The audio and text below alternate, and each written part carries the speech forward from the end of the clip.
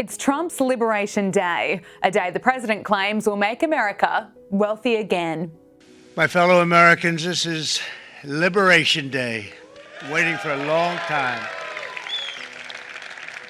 April 2nd, 2025 will forever be remembered as the day American industry was reborn, the day America's destiny was reclaimed, and the day that we began to make America wealthy again.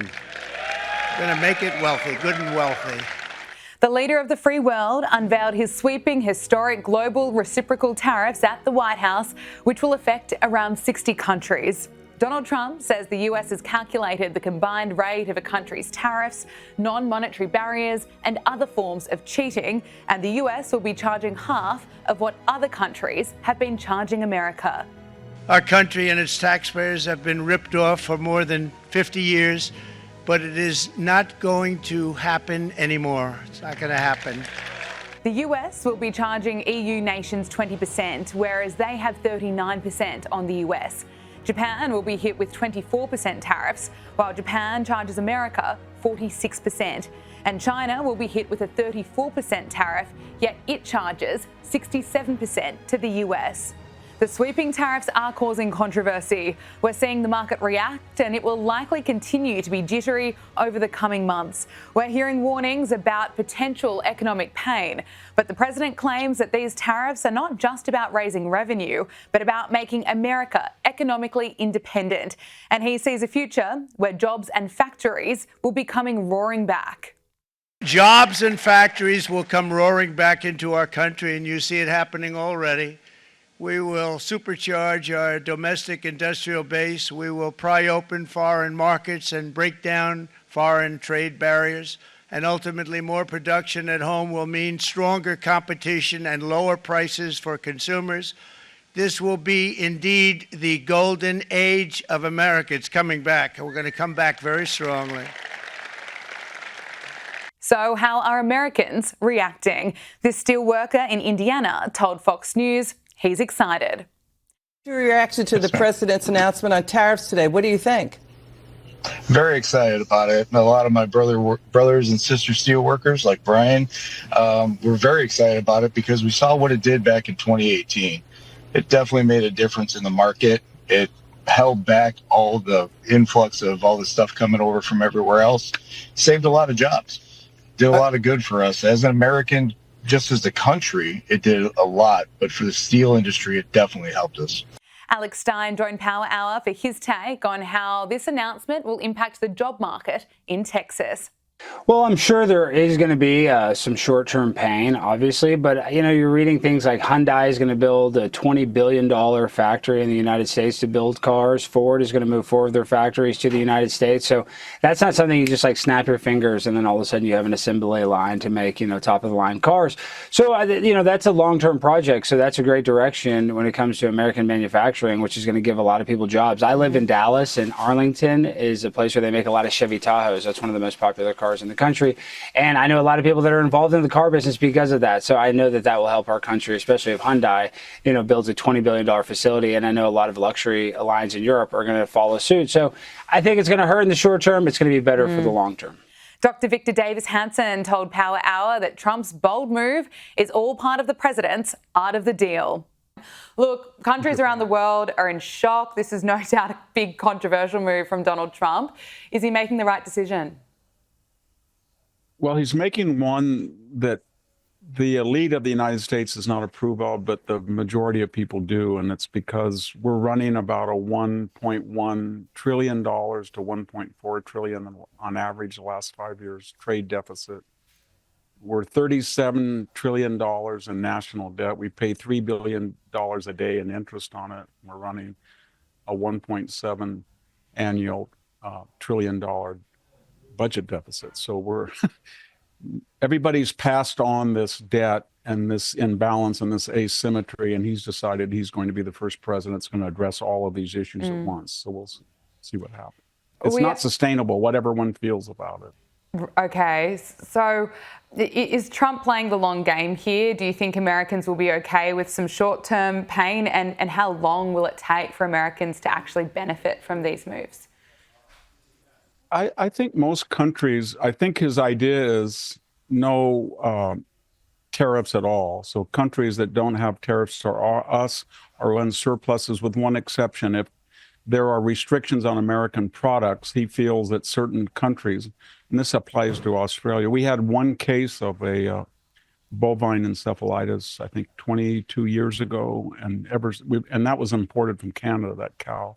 And Australia has banned beef from America ever since. So I think that explains why he put the 10% on Australia. But you got to remember that Australia, in all of the polls, Gallup and Pew polls, overwhelmingly polls the most favored nation among the American people. I think 64% of Americans have a high opinion of Australia. So I don't think this is going to be a big. Yeah, I don't think it's going to be a big issue. It's going to be resolved. He said he wasn't going to put a tariff on beef. And I think Australia runs a slight surplus, 15 billion with us, and your country runs a surplus with all countries combined. So you're not in the same situation that we are with this massive deficit. We are seeing other countries respond. Just 24 hours prior to Donald Trump's announcement, Israel announced that it's lifting all tariffs being imposed on US products. Do you expect that other countries will follow suit and respond in a similar way? I think some was. I think he's the art of the deal talking. By that I mean, so Mexico was supposed to be a free trade partner. They have a $177 billion deficit with us, trade. They have $63 billion. They're expatriates, most of them here illegally, send to Mexico. Most of them are being subsidized with U.S. health, welfare, housing, education subsidies while they're here. And their cartels drain $30 billion. So it's all building up with all these countries. In their case, I think if a country has a large surplus and they have asymmetrical tariffs, he's not going to back down. If a country says, we have a moderate surplus and we're willing to work with you we don't need to eliminate it, but we're willing to work with you where we have no tariffs on either side. The United States has the fewest aggregate across the board, has the lowest tariffs of any major country in the world. Yeah. That's just a fact. And we have the most open, and he's the first person to come along and says, we have hollowed out the interior of the country and we're not going to do it anymore because I think it's mostly directed at the $200 billion trade deficit with Europe, the 177 with Mexico, the 63 billion with Canada, and especially the 250 billion with China.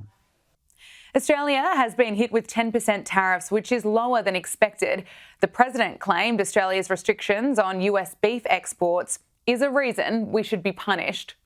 Americans are very price sensitive, so this has the potential to be a really explosive issue in the United States. What the Trump administration is counting on is being able to deliver on tax cuts, because last time around when they did this kind of trade war on a global scale, what we were looking at was Americans already having a stimulated economy and more money in their pockets, and it did work out pretty well in the end. But this is kind of coming the other way around, and there are concerns that Americans are already suffering in the economy, that things haven't settled as well after the inflation of the pandemic. And what we are also looking at is just the global scale by which this is being fought. And so what we're talking about here is Australia, you're right, not being singled out by any measure. Some people did take that to mean that there was going to be a ban on beef. The White House has confirmed to me that's not true. What we have seen is what we have been listed though, and this is what we were fighting to not be included on this whole list. So the fact we have this 10%, it's not good news for us, it will hurt us. And what the Trump administration is saying, hey, look, we think you are actually implementing tariffs by having 10% implemented. You're having tariffs implemented by the fact that you're restricting beef exports, because you could have done these studies now to allow more to be done around exporting Australian beef. And so this is why they're saying it's essentially a constructive tariff. Australia bans, and they're wonderful people and wonderful everything, but they ban American beef, yet we imported $3 billion of Australian beef from them just last year alone. They won't take any of our beef. They don't want it because they don't want it to affect their farmers. And you know what? I don't blame them, but we're doing the same thing right now, starting about midnight tonight, I would say. We do have a surplus with Australia, but we're not allowed to sell American beef there. You and I eat it every week. Seems fine. What kind of barrier is that? Laura, don't forget there's a lot of domestic factors at play. One of the most powerful lobby groups for beef, many of their leaders are in South Dakota, the same state where the Senate Majority Leader is from, and they need the Senate on board to not be pushing back against these tariffs. There's been some wavering, and even there was supposed to be a motion about cancelling the executive order, that there was an emergency, and that was the power by which they've done these tariffs today, and also the tariffs against Mexico and Canada. And so this is the complicated factors at play domestically that Donald Trump is trying to manage at the same time. But it does show there's no such thing as an alliance anymore with the United States. There's transactions, and we're just among it like everybody else. They'll want to see something in return, and this is all part of that process. Australia's Prime Minister called Donald Trump's tariffs totally unwarranted and not the act of a friend. Strong pushback this morning from Anthony Albanese to Donald Trump's tariff decision. He says this is completely unjustified and unwarranted, that the fair rate of a tariff on Australia would have been 0%. The Prime Minister, though, as well, not willing to negotiate on some of those crucial demands that were put forward from the US side. Changes for pharmaceuticals, for example, Australia's social media laws. There is no negotiation from the Prime Minister on that.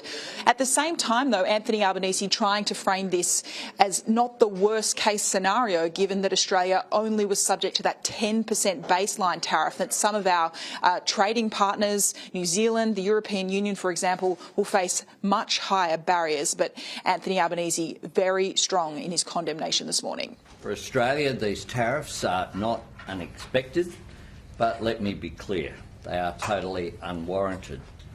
President Trump referred to reciprocal tariffs. A reciprocal tariff would be 0, not 10%. The administration's tariffs have no basis in logic, and they go against the basis of our two nations partnership. This is not the act of a friend. The US President was clear in singling out Australia during his lengthy comments at the White House to show you how chaotic things are here, despite saying that there was going to be a ban from midnight on Australian beef entering the United States. The Prime Minister not able to confirm that that's actually going to happen, a level of uncertainty still as to how Australian beef exporters will be caught up in this. Don't forget, Australia sends a lot of beef to the United States. It's used by fast food companies, including McDonald's, for their beef patties. The Trade Minister had previously said this means the price of a Big Mac in the United States will go up. As for whether there's any room for move on that, I asked the Prime Minister about any willingness to let more US fresh beef into Australia. He signalled it's been part of negotiations ahead of today's announcement, but so far the US has not been able to reach Australia's high biosecurity standards. The beef issue was about mad cow disease, to give it its colloquial name, and about also the fact that beef to Australia couldn't be guaranteed of whether it had also come from Canada or Mexico as well. So it was those issues that we're working through.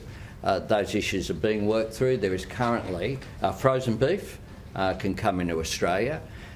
We certainly, in the discussions we've had with the United States, put a position that was consistent with ensuring our biosecurity is looked after. Then we would give consideration, but that didn't progress. This has completely upended plans during this federal election campaign. The Prime Minister's sole focus this morning has been on Australia's response to Donald Trump's move. He's had an outsized impact during what is only the first week of this election campaign, and it's likely to continue all the way to Election Day.